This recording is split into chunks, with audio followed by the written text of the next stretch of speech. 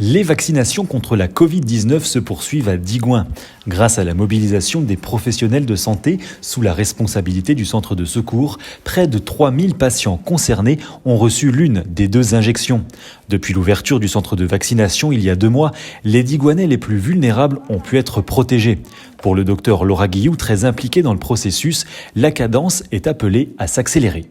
Alors on a eu de la chance d'avoir un centre de vaccination qui a ouvert ses portes à Digoin, ce qui nous a permis dès le départ de pouvoir prendre en charge les personnes les plus vulnérables, les plus âgées, les plus de 75 ans, avec le vaccin Pfizer.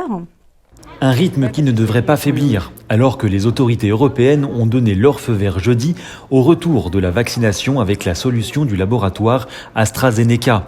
Les pharmacies et les médecins généralistes de la commune ont donc repris les injections. Un vaccin devenu nécessaire, la situation continue de s'aggraver en France 1 an après le premier confinement. Alors bien entendu, je pense que notre plus grande peur, c'est que les patients perdent confiance.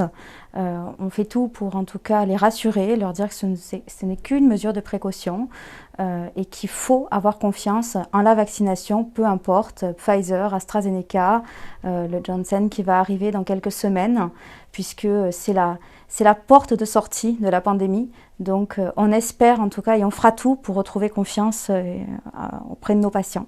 Mais j'ai envie de dire un message d'espoir parce qu'aujourd'hui on a les armes contre le virus.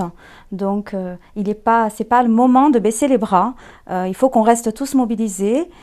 Comme je l'ai dit, les vaccins, c'est la porte de sortie.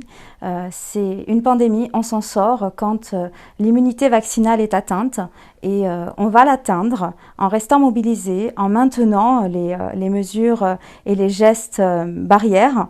Voilà. D'ailleurs, je pense que si on en est là aujourd'hui au sein de la ville, c'est parce que les Digoinais ont su respecter ces gestes. Donc, je les en remercie et je les en félicite. Donc, il faut garder espoir et on ne va que vers des jours meilleurs.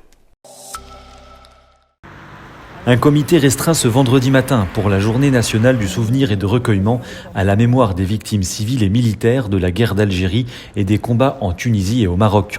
Dans ce contexte particulier, la municipalité a souhaité rendre hommage à ces victimes comme chaque année. De nombreux civils de toutes origines ont souffert et ont été victimes de violences. Digoin ne les oublie pas.